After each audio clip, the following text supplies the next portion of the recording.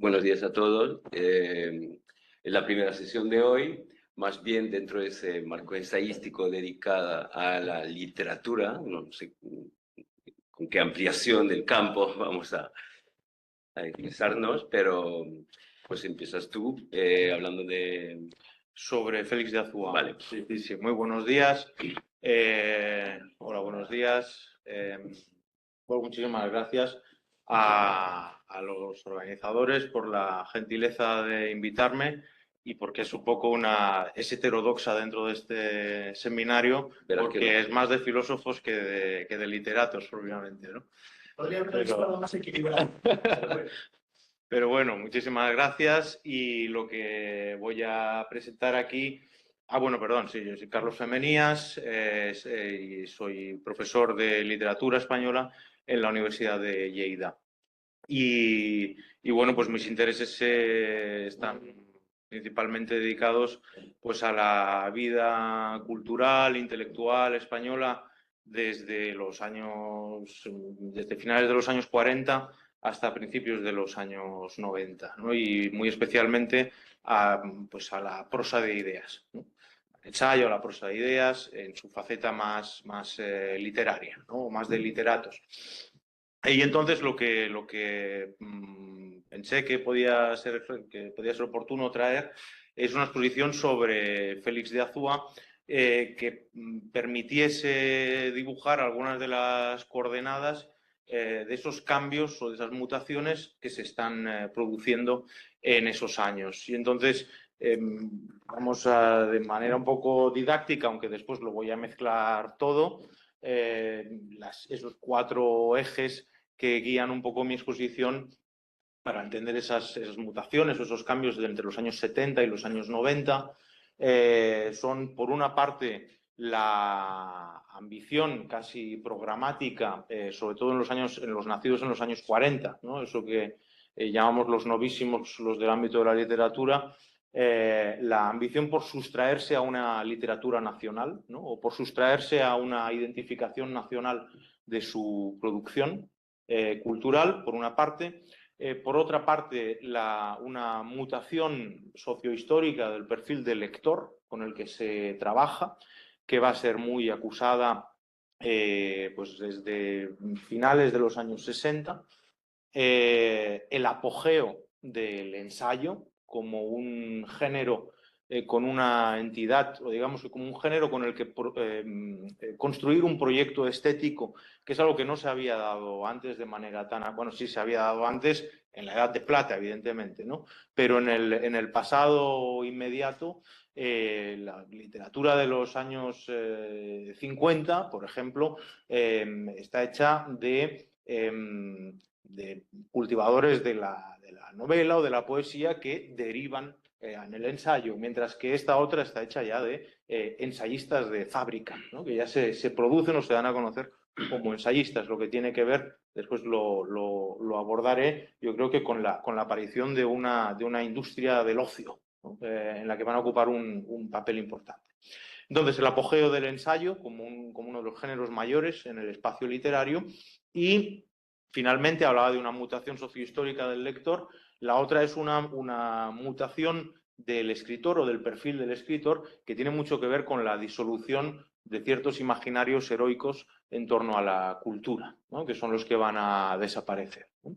Bien, ya digo que lo mezclaré, pero sí que empiezo dando unas breves claves sobre esta sustracción a la literatura nacional o a una identidad nacional, que es un aspecto que he trabajado con bastante detalle en un artículo. Ahora no me detendré excesivamente en ello, pero sí que me parece característico de esta generación de los nacidos en los años 40 o de una parte de ellos, porque esto siempre es tramposo, ¿no? ¿En qué medida puedes hacer a una figura representativa realmente, ¿no?, de toda una época, cuando la época pues está diversificada, tiene tensiones, tiene fricciones, ¿no?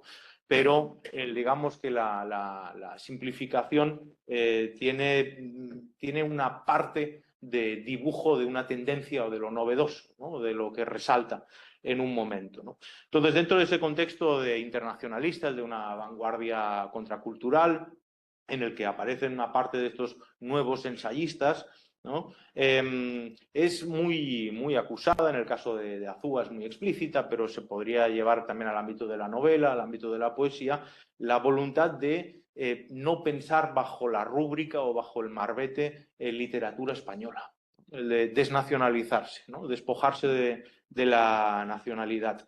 Había varias cosas implicadas en ello. Por una parte estaba el parricidio de la cultura franquista, ¿no? Una asociación de cultura española con digamos, la institucionalidad y el proyecto ideológico que la había estado parasitando desde las universidades, pero también un parricidio de la generación antifranquista que había venido produciendo una literatura a la contra, una literatura inconformista era el término que se utilizaba en aquel momento, ¿no? Conformista, antifranquista, que es la de lo que solemos llamar la generación del medio siglo, la generación del 50, con la que también se produce una ruptura, ¿no? una querella, ¿no? Entonces, esos parricidios, ¿no? que van contra Franco, pero también van contra una parte imponente de la cultura antifranquista, ¿no? Y por otra parte, un deseo de deshacerse de imaginarios que Azúa en algún momento asocia a lo primitivista, ¿no? A la imagen sobre la cultura española, que es en buena manera heredada de los viajeros europeos románticos, también norteamericanos en España, que crean una especie de mito esencialista de lo español que perdura como fantasma, ¿no? Y está pendiendo sobre ese objeto cultural o sobre la cultura española. Esos imaginarios primitivistas y, por otra parte, los imaginarios de una literatura también eminentemente política, que son los que perduran a raíz de la Guerra Civil. Por ejemplo, hay atentados contra la misma figura de Lorca, por parte de... Atentados quizás es una palabra muy gorda, pero sí, digamos que distanciamientos sobre ese efecto sobre la cultura. Bien, una cultura de ruptura, entonces, que no fue necesariamente o no fue eminentemente recuperadora de la propia tradición, esto es algo que se comentó ayer, sino que fue más bien importadora, ¿no? de otras culturas de ruptura extranjeras, exteriores, ¿no? Lo que se compadecía con esa idea histórica, aún vigente de algún modo, de que España no había sabido fraguar una modernidad efectiva y por lo tanto no podía proveer de modelos aptos para ello, y que se compadece con el papel, digamos, de España como país importador de cultura, ¿no? Como país traductor. No hay novísimo, por lo menos pienso sobre todo en el ámbito literario, que no tenga como parte de su trabajo, de su formación, labores de traducción y labores de comentario, ya sea a través del articulismo, ya sea a través del ensayo, ya sea a través de prólogos a obras traducidas por ellos o por otros. En el caso de Azúa, la traducción pertenece a un canon francés, puramente, ¿no? Beckett, el traductor de Beckett, se doctora, esto me parece interesante, pues daré alguna pincelada sobre eso, se doctora con una tesis sobre Diderot, publica una introducción sobre a la obra, a la figura de Baudelaire en una colección divulgativa muy popular, y trabaja también sobre Casanova, ¿no? Son esas las coordenadas en las que se mueve y creo que son todas ellas o buena parte de ellas son de alguna manera figuras en las que se refracta su propia posición como en tanto que figura, y desde ahí se construye el ensayismo de Azúa, incluso su perspectiva intelectual, figura que asiste al fin de una era, ¿no? Y al comienzo de otra, ¿no? Y esos son digamos, los nudos principales en sus trabajos sobre Diderot y sobre Baudelaire, por ejemplo, ¿no?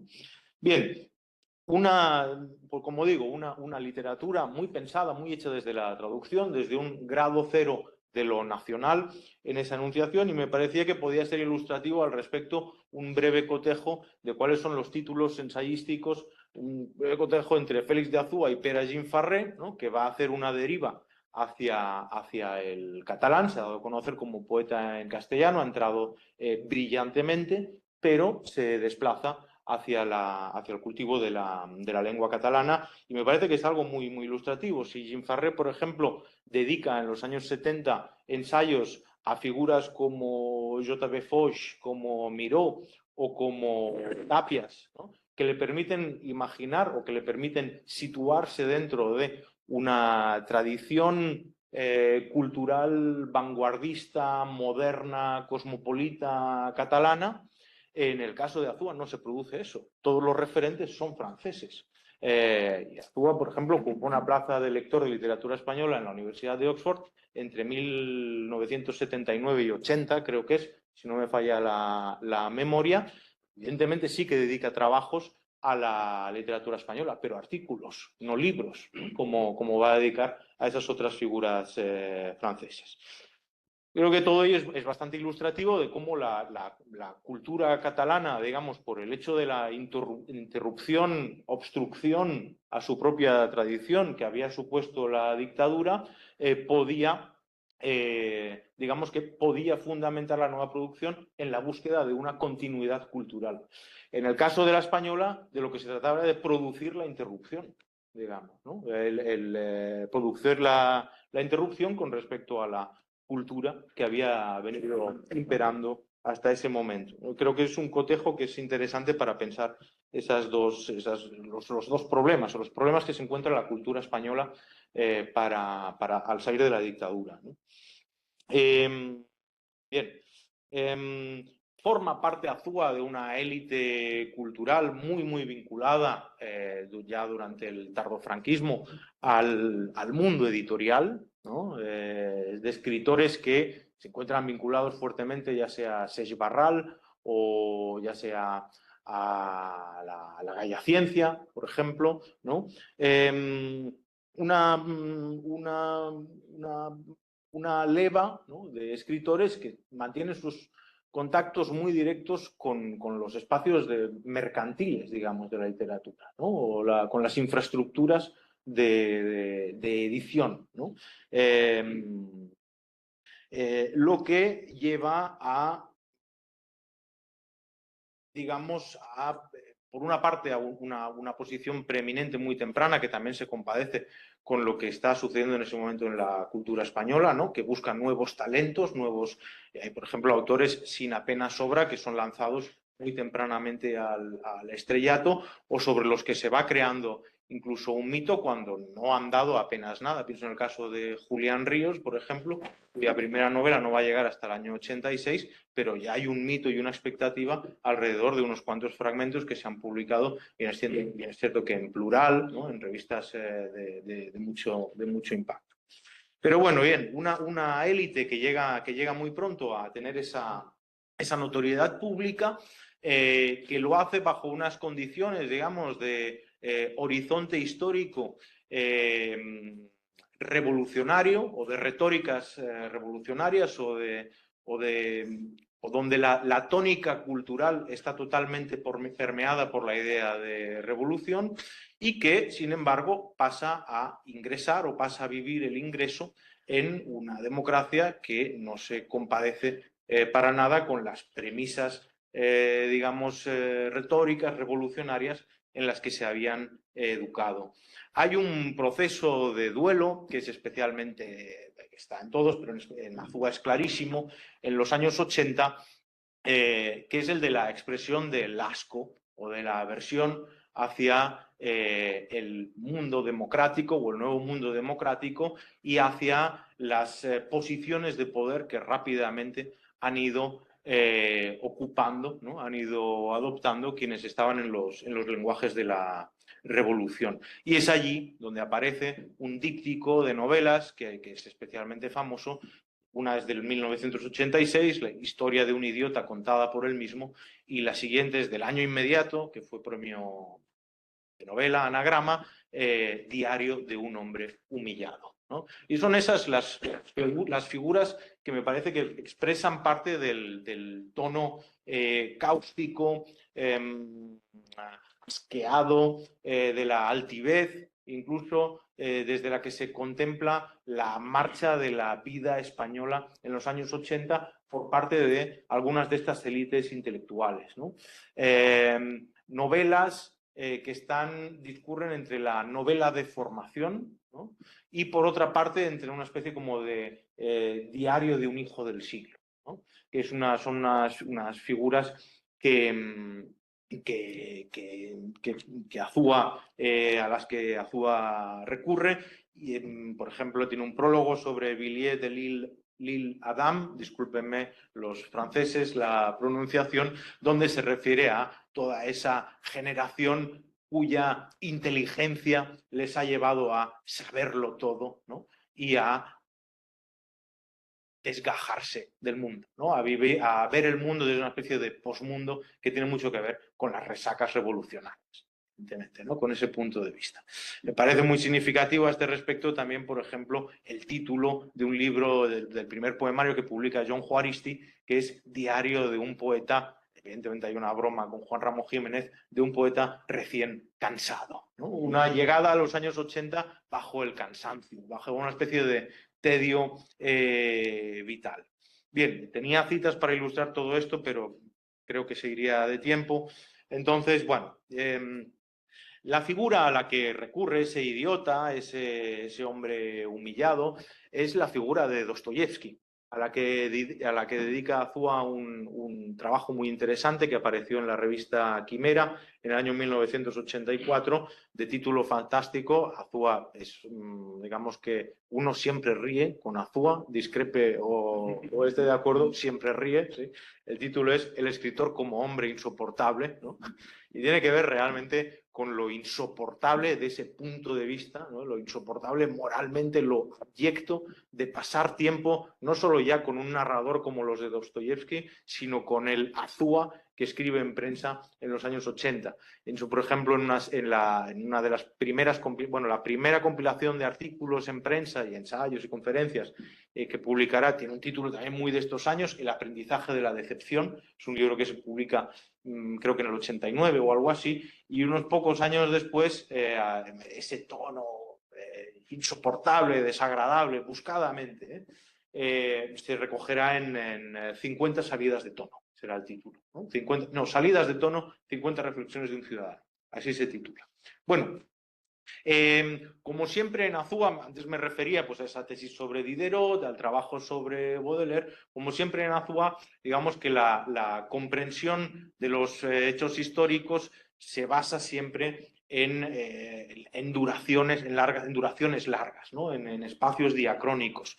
Entonces, digamos que la tesis principal de Azúa es que se fragua el mundo nuevo, se fragua durante la Ilustración, ¿no? Y son sus efectos los que llegarían hasta los años 80, en los que él decreta la muerte de un tiempo. Son estos 80 en los que empieza a escribir, ¿no?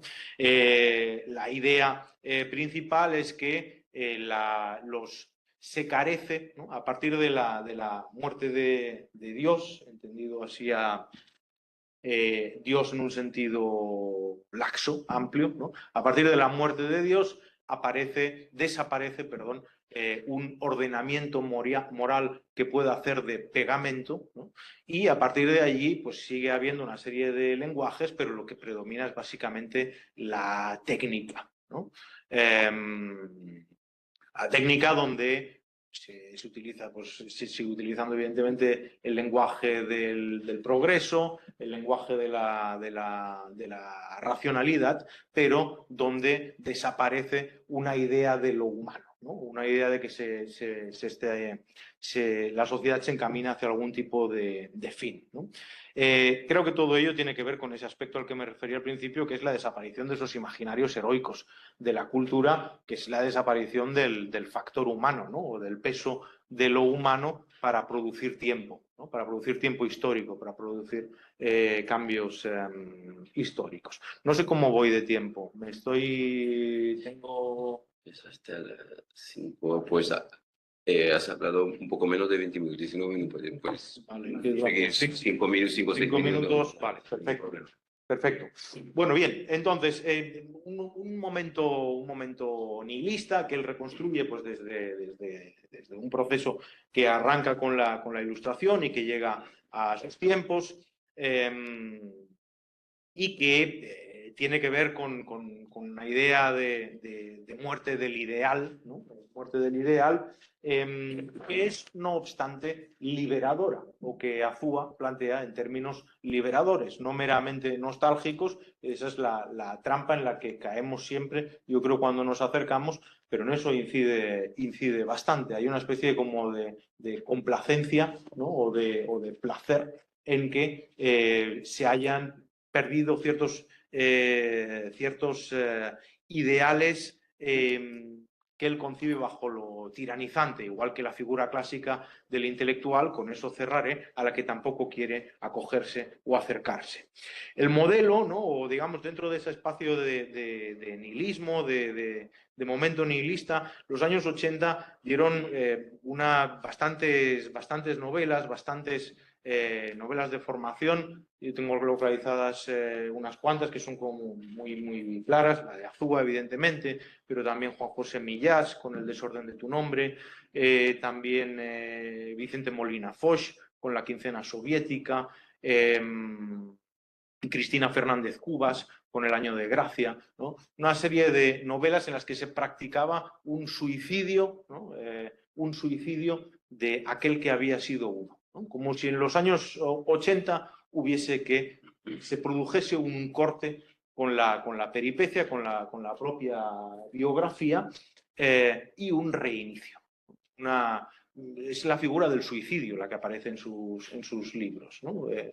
Un suicidio, y en el caso de Azúa, del idiota, con respecto a una serie de vivencias o de experiencias pasadas que ya no pueden ser acogidas para construir una nueva biografía, ¿no? El pasado queda como un espacio de ruinas, el propio pasado biográfico, un espacio de ruinas, de decepción, ¿no? Con el que uno debe cortar para salvarse, de alguna manera.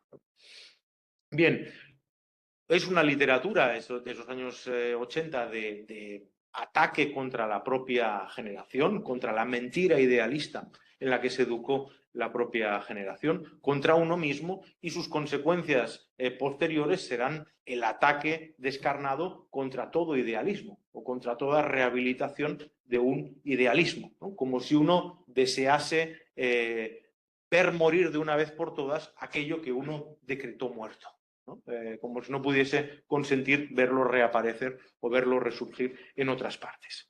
El tipo de modelo con el que se va a trabajar es el de un cinismo, ¿no? Azúa dirá que hacia los años 80 para él desaparece, en su caso, el cultivo de la poesía, ¿no? Todos ellos han empezado prácticamente como poetas y ensayistas, las dos cosas a la vez, prácticamente, ¿no? Y el abandono de la poesía y, en cambio, la opción por la novela como género que se dedica a explorar los nada honrosos móviles humanos, la apetencia de poder, de sexo, de dinero. Entonces él suele aludir a unas palabras de Gabriel Ferraté, que es una figura muy importante para todos ellos, que es la de los novelistas son poetas que quieren ganar dinero, ¿no? Lo cual que me parece que da un perfil bastante importante de los cambios, de la nueva modulación en el perfil de escritor, pero también en el perfil del intelectual, ¿no? Cómo cada vez se va aproximando más y más a una figura que está en las dinámicas de mercado y que concibe su propia labor desde el oficio, desde la profesionalización.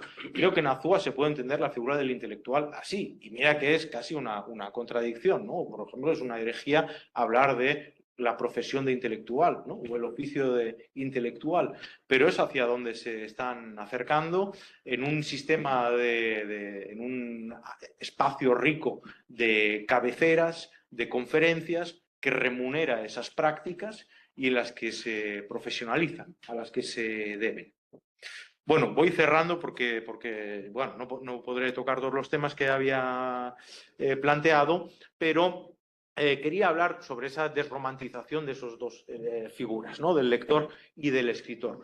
La del lector se viene gestando desde el desarrollismo, es fundamental en Montalbán. Si Azúa habla de un idiota, Montalbán ha estado hablando unos años antes de un subnormal, ¿no? Del intelectual como un subnormal, y se ha ido produciendo porque se iba desmantelando, está muy vinculada también al éxodo rural, en parte, ¿no? Se ha ido formando un gran espacio migratorio que ha dado una cultura urbana, ¿no? Que ya no es portadora ni de las ideas esencialistas que podía manejar, por ejemplo, un Unamuno, que pueden pervivir en ciertos espacios como representantes de un espíritu o de un sujeto identificable con la nación o que de un espíritu de nación, y aparecen unas clases sin esencia, que es la clase media. Esa clase que va a ir apareciendo, que tiene un acceso al consumo cultural, que hace cosas que no se hacían antes, que es ir a museos, ir a teatros, ir a la ópera, ocupar el ocio en estos espacios de consumo, y se trata de digamos, el otro con el que trabaja el escritor ya no es portador de un ideal de emancipación o de transformación o de cambio histórico, ¿no? Y creo que eso rebaja en cierta medida las pretensiones o las posibilidades de influencia que habían caracterizado tradicionalmente al escritor, al intelectual, y en el caso de Azúa, pues son asumidas rápidamente. Digamos que él sale de los 80 adaptándose a esas condiciones nuevas y decretando que es absurdo mantener ese otro modelo anterior.